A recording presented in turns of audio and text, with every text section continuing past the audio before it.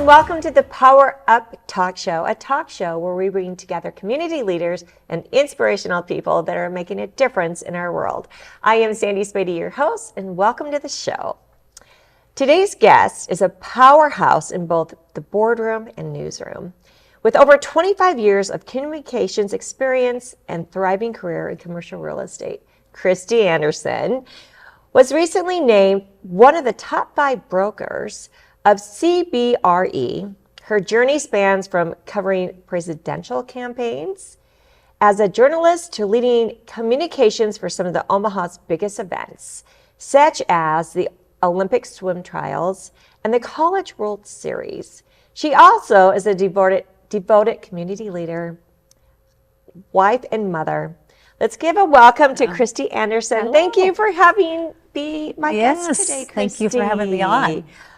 I just find you such an approachable woman. Oh, thank you. Recently, you were did a series for my Power Up Masterminds with 16 amazing women, and afterwards, which really touched my heart, and I knew that you meant it, is that you said, if anyone wants to have a cup of coffee, look me up.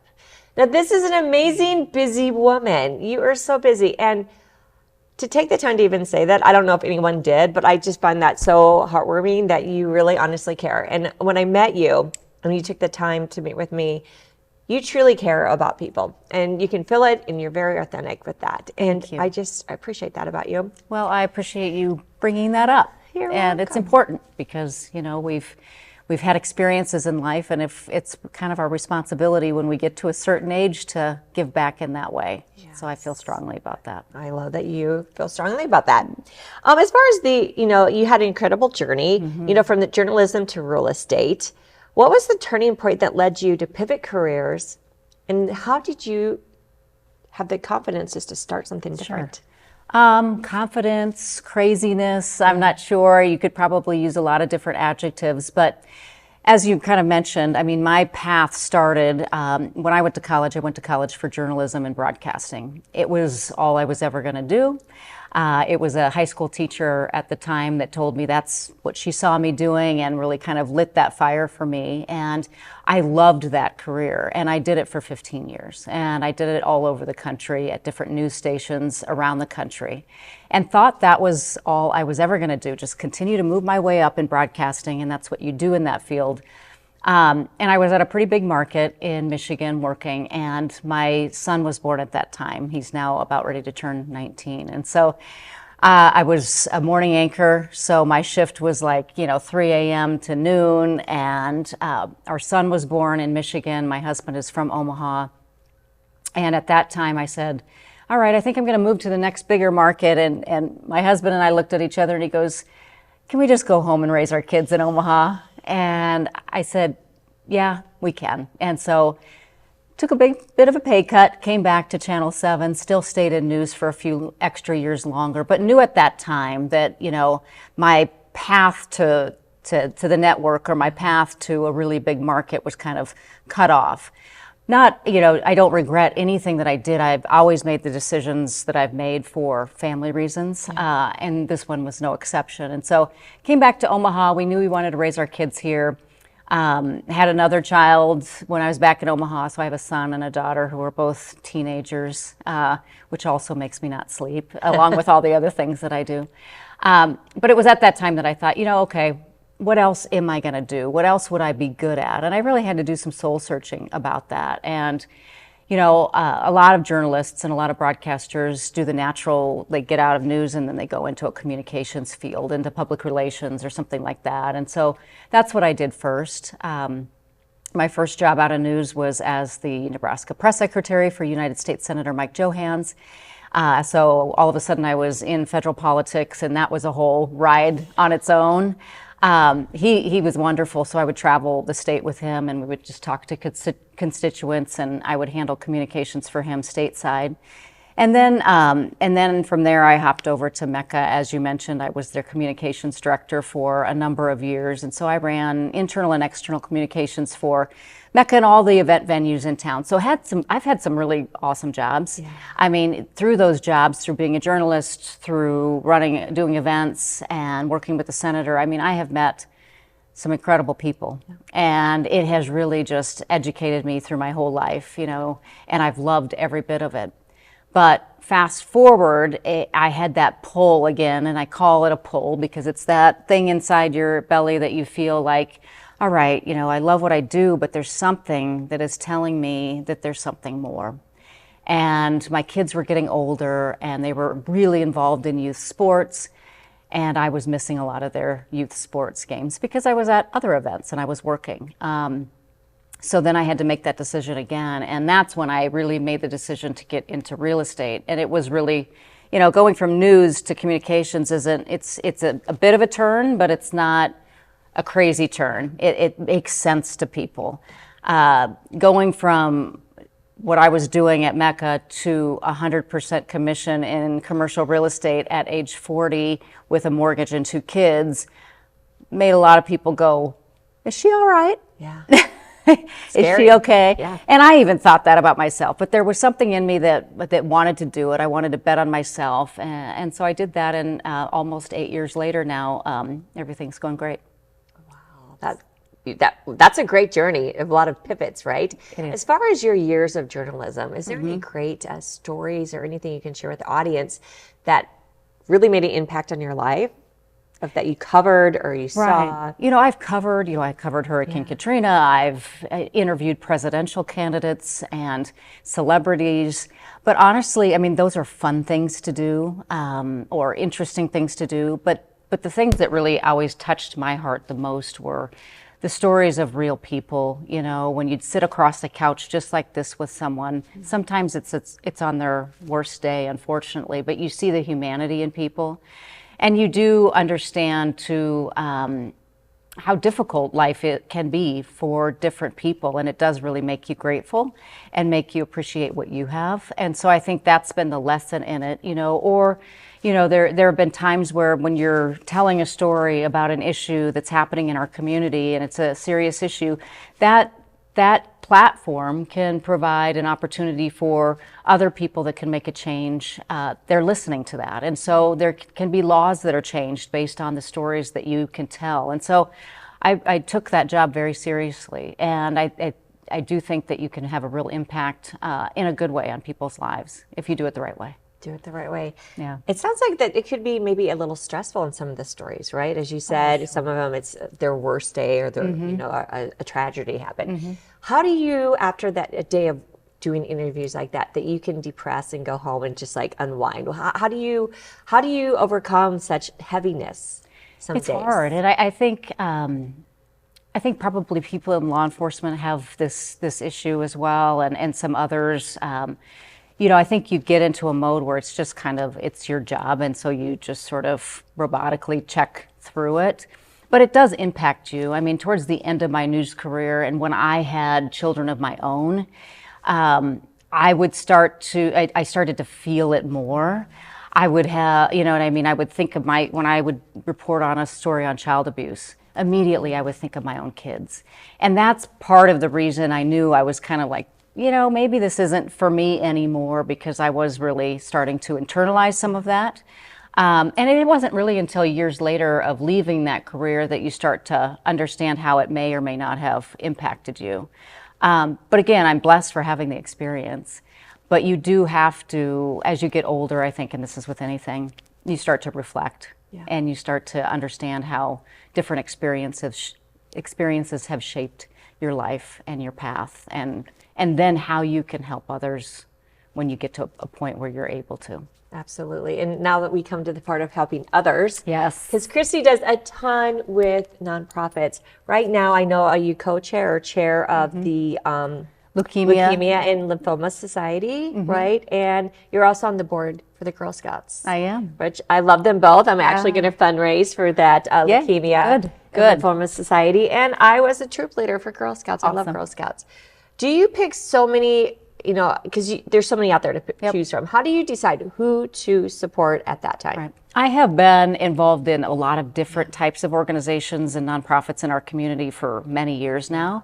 And some are different, but I tend to lean towards organizations that maybe support women and children. And that's probably just because I'm a mom and that's what interests me.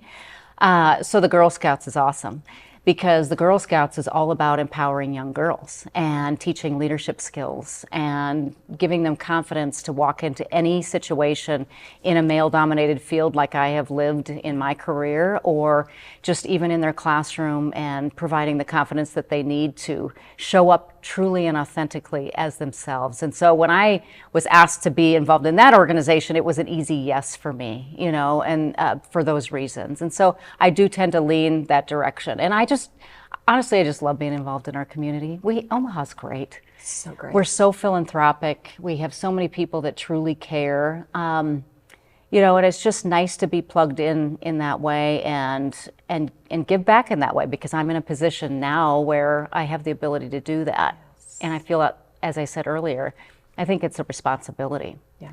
I didn't always have, as a young girl, anyone that mentored me.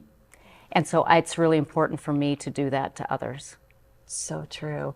And really, it's like using your God-given talents, right? You want to use your talents. And I actually, one of my keynotes is the power of community. And I speak about, use your talents. Maybe you don't have the money, but you can advertise, you can promote, yes. You can raise awareness that way. You can, if you're great with technology, behind the scenes. Like, there's so many ways that people can volunteer, mm-hmm. that it doesn't necessarily always have to be money, but awareness is always great, and using their talents to help others. And I think people get, they get a little bit overwhelmed by, I don't know if I'm qualified to sit on a board, or they think of it in that way, and it prevents them from truly just getting involved. And you said it so beautifully. It doesn't have to be financial. It doesn't have to even be sitting on a board. It can just be, find something that you're interested in, that fills your cup, that lights your soul on fire, and just give your time and your talent and your treasures to that, as little or as much as you're able to, and start there, and then it will morph into something else if it's meant to be. But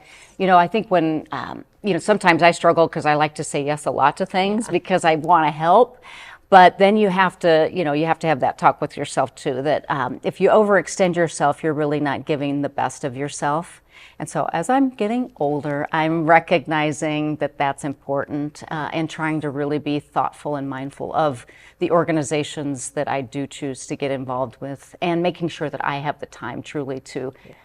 give back in that way, and that I'm adding value and not taking, you know what I mean? Yeah, so. It's very true. Have you ever volunteered or done a nonprofit event with your children? Because I really like to get children, when I speak, about involving your family. It could mm-hmm. be, a family affair, right? I do, and I am a huge supporter of that. A friend of mine, one of my friends, she's in law enforcement and is just probably one of the best human beings that I've ever known.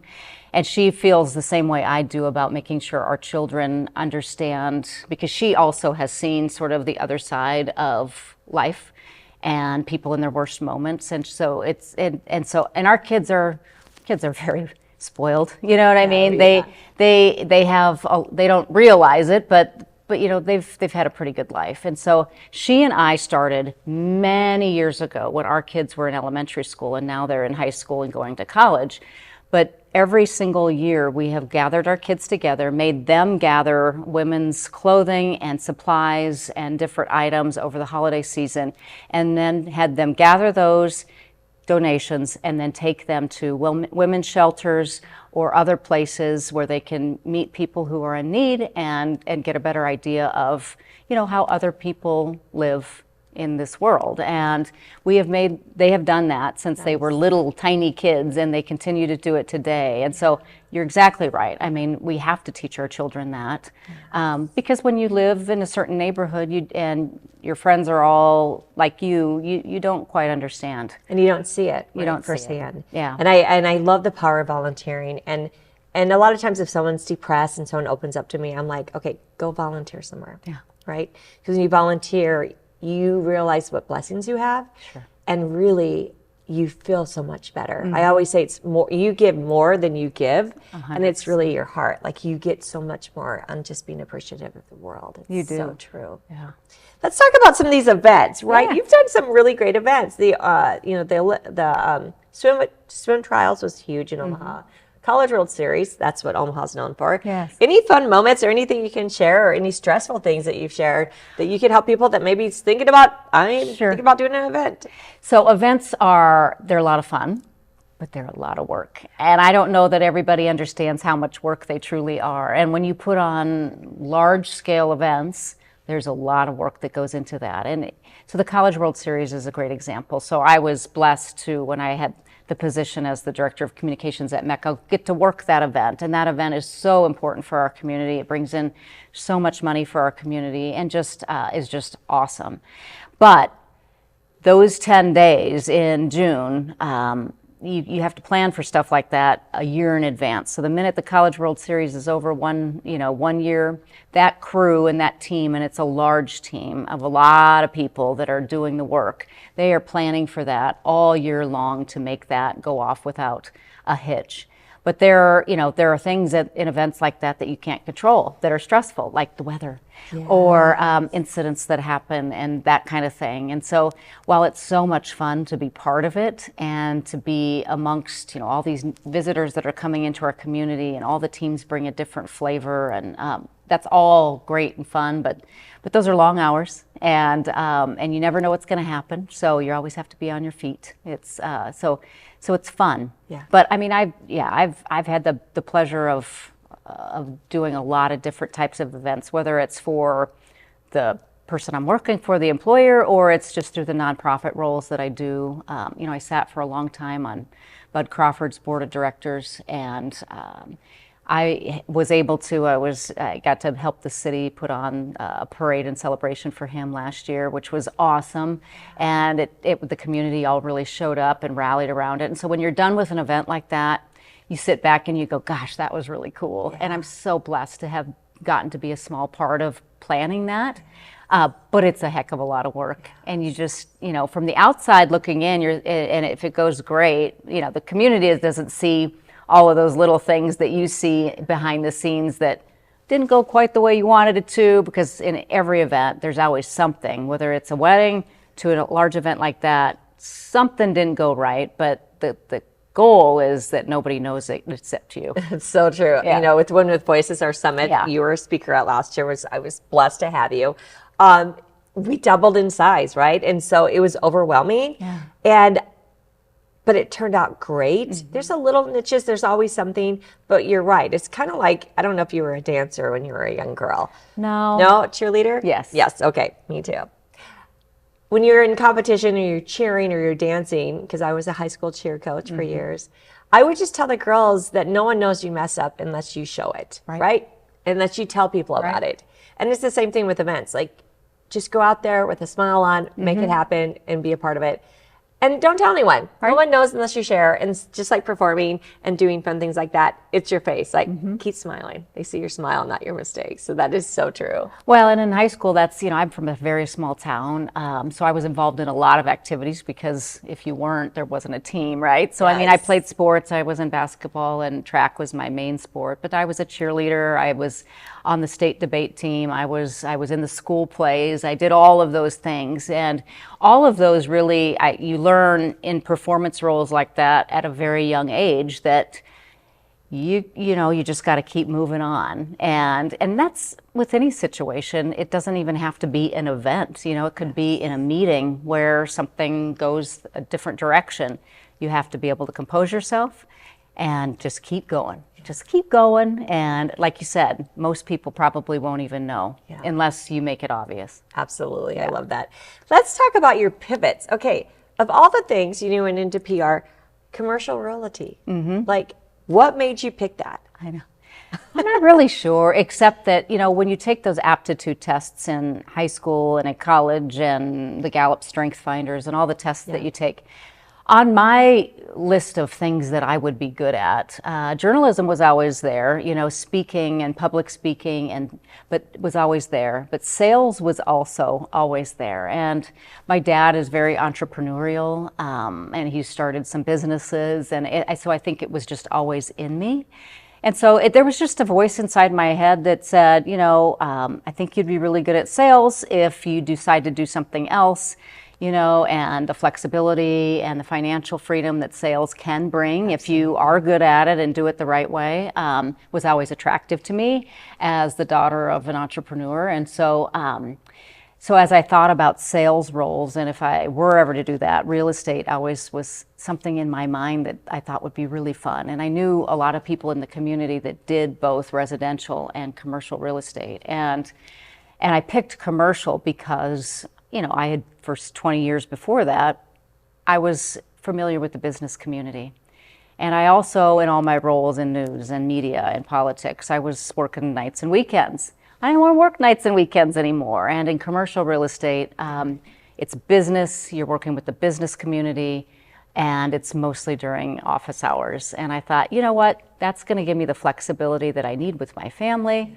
I'm going to try this, and so far it's worked. I mean, I really don't fit the mold in that business. It really is a very male-dominated business. Many of the people that I work with, their families, they grew up in the commercial real estate world. Their families maybe own some of the real estate. So it's a different landscape. And I didn't really fit a lot of that when I walked into that commercial firm for the first time. So I had to do some soul searching and say, okay, I just stepped into a role where this is new to me. So how do I figure out how to be successful at it? And then you just have to do an accounting of, okay, well, I don't have that skill or that skill, but you know what I do have? I can communicate with people. I built a brand in this community. I know businesses, and I'm not afraid to pick up the phone and call somebody, which is Sales 101. I know how to follow through and I know how to work hard. Yes. And so I took what I did have and I figured out how to win in this new environment. You said something that struck me, is that the male dominant world, right? I was in advertising for years, and that's, the same thing, male dominant. How did you overcome some of the challenges of working in that atmosphere? Right. I think you have to get to a point where if you try to be what everyone else is and look at your male counterpart or your female counterpart and say, okay, I have to mimic this. I don't know that you're going to be successful. You really have to have something in yourself, the confidence to just be who you're going to be, because we all have different talents and different skill sets. And so, as I mentioned, I had to lean into the ones I knew I had, not the ones that somebody else in my office had. If I would have tried to be what everybody else was, I probably wouldn't succeed because it wasn't authentic and it wasn't really what God gave me as a talent. And so you have to learn that, and that's in any environment. I feel like, trying not to be yourself, as hard as it is and as vulnerable as it can be sometimes. You just have to show up as you, and usually the rest of it will work out. That is so true. I mean, it's so much work to be something you're not, or be someone that's successful and try to be like them, because you're never going to be like them. It's exhausting. It's too much work. Yes. So just be yourself. Yes. Be yourself, and you'll be successful. Yeah. Alrighty. As far as you've done so much with your what was that? Top five brokers at CBRE. What makes you stand out from the other ones that made you successful in the top five? What was it that makes you, with your clients, maybe something different, or what's your success behind that? Right. And so when we, every year, and that can change, right, we're looking at, when we say top five locally, it's production value. So every year that could change. Somebody else could slip into that spot. But I've been lucky to, within 7 years, kind of reach the top of the leaderboard, and I'm very competitive. So, I mean, that's part of it. I like to win. Yeah. And I got to figure out how I can win. But it goes back to what we were talking about. I think that I'm not afraid to work hard, and that goes back to my childhood. I was raised on a farm. Work ethic was a big part of our family, and we were always preached to as children, no excuses. Get up, you're 10 minutes, 15 minutes early for everything. You show up late, that's rude. You know what I mean? So I was raised with those values, and raised with the motto, if you will, the harder you work, the luckier you get. And that's just how I live my life. And so I just think that, I might not have these other things, but I know I can outwork anybody. And so I do. And I grew up in a small town too, and I detasseled, right? Oh, that's tough. And That's tough you know, work. when I was recruiting for the buckle, I would find anyone that detasseled, I'd give them a shot at a job because I knew they were a hard worker. Right. It's showing up, being determined, and doing things you don't want to do sometimes. And really, that's all it is. And it's not just in real estate. It's not just in the news business. It's not just in politics. Anything, and I tell my kids this all the time, it takes zero talent to show up on time, to have a good attitude, to work hard, and try your best. Yeah. I mean, you do those things, you're going to be so much further ahead than a lot of people by just showing up. Yes, that's so true. And so, you know, and there's, of course, we all have days that we don't feel like showing up. That's when you got to borrow someone's cape. But that's why being an entrepreneur and being, you know, 100% commission, like, without that skill of being able to, when the days that you don't want to show up, you got to show up because there's not a paycheck coming if you don't. I know, and it's so funny. You know, I was in 100% sales commission too, in advertising sales for over a decade, and a lot of people, they're afraid of that, right? Mm-hmm. But once you do it and you know that you're capable, you usually can overcome any salary that they give you because you see the possibilities that are all your fingertips. There's no ceiling. There's no ceiling. Right. You can do as much as you want to. And I would get off at noon every day pretty much because I got my sales in, I was making my quota, and I was a single mom, and I could be spending time with her. And that was the key for me too. I knew in my heart of hearts at that age, with my kids where they were at, I knew that I needed to bet on myself. And I knew I needed the flexibility and the ability to make my own schedule. But making your own schedule doesn't mean you slough off. In fact, I probably work harder than I've ever worked before, but it's on my own terms. And there's something really awesome and freeing about that. Yes, that is so freeing. Well, thank you so much, so Kristi. welcome. Okay, how can people find you? KristiAndersen.com is my website, and so they can go there and they can find a little bit about me. They can find the contact information, whether it is in real estate, or I also still run a public relations consultancy, so I help people in that way as well. Or I'm on all the social channels. You can find me there too.